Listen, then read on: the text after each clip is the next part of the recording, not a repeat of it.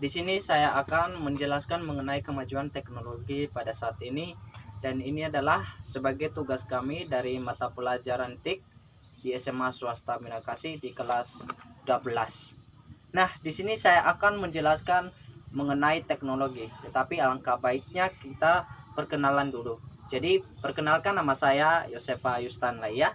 Saya dari kelas 12 IPS dari sekolah SMA swasta Binakasi. Nah, baik. Kemajuan teknologi. Sebelum kita membahas mengenai manfaat dan fungsi daripada teknologi, kita harus tahu dulu apa itu yang namanya teknologi. Teknologi adalah perubahan yang terjadi di dalam masyarakat yang dulunya belum canggih menjadi canggih. Ya. Jadi, teknologi juga berasal dari bahasa Yunani yang artinya teknologi atau teacher yang berarti keahlian, dan logis yang berarti pengetahuan. Jadi jika disimpulkan bahwasannya teknologi adalah keahlian pengetahuan. Jadi teknologi ini bukan siapa-siapa yang menciptakan, bukan makhluk lain ya, tetapi manusia yang menciptakan teknologi ini. Jadi teknologi ini bukan hanya pada pengertian saja kita jelaskan di sini. Teknologi ini banyak manfaatnya. Ada beberapa manfaatnya, yaitu dari sektor pendidikan, dari sektor pembangunan, dan dari sektor pelayanan.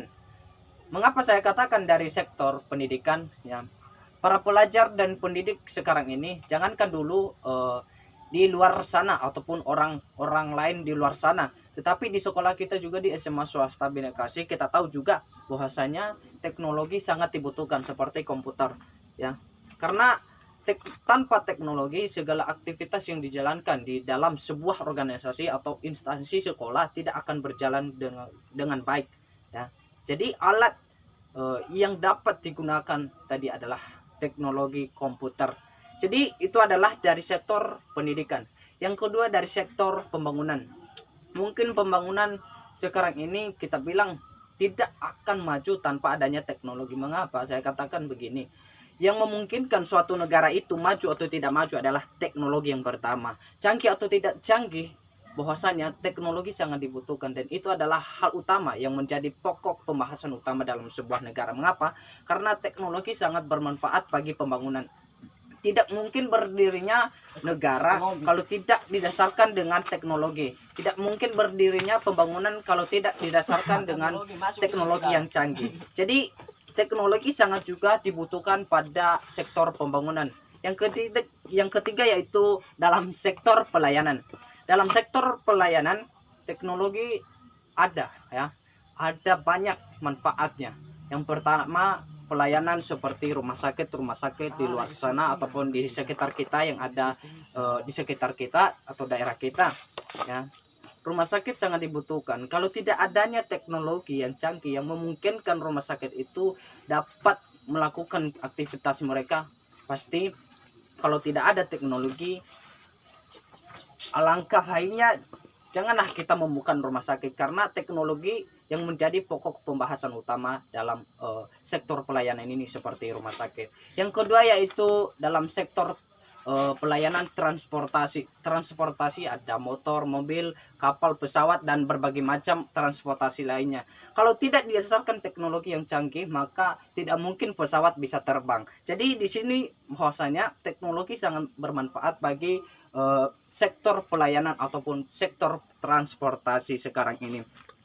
Jadi di sini sudah saya katakan tadi, yang memungkinkan suatu negara itu maju atau tidak maju adalah teknologi yang pertama. Mengapa orang Amerika mereka bisa menguasai berbagai macam keahlian dalam teknologi? Kenapa Indonesia enggak? Ya. Kenapa kita tidak maju? Karena yang pertama itu tadi adalah teknologi. Jadi teknologi sangat berkaitan erat bagi kehidupan manusia. Mengapa? Teknologi juga dapat memudahkan berbagai aktivitas dan pekerjaan manusia. Jadi alangkah baiknya kita harus mengetahui mengenai teknologi, dan setelah kita mengetahui teknologi, mari kita belajar mengenai teknologi. Apakah itu teknologi, bagaimana bentuk teknologi. Jadi teknologi ini sangat bermanfaat, itu aja kuncinya. Tapi di balik itu juga ada dampaknya. Ada dampak baik dan dampak buruk bagi kehidupan manusia. Seperti anak sekolah sekarang ini, ada yang sudah dapat HP, ada yang sudah banyak akun-akun FB atau akun-akun lainnya yang dapat bercakap atau berkomunikasi dengan satu yang lain. Tapi di balik itu ada dampak negatifnya. Mengapa? Dampak negatifnya dapat merusak pemikiran seorang pelajar, ya, dapat merusak pemikiran seorang pelajar. Jadi kita harus mempergunakan teknologi itu dengan baik.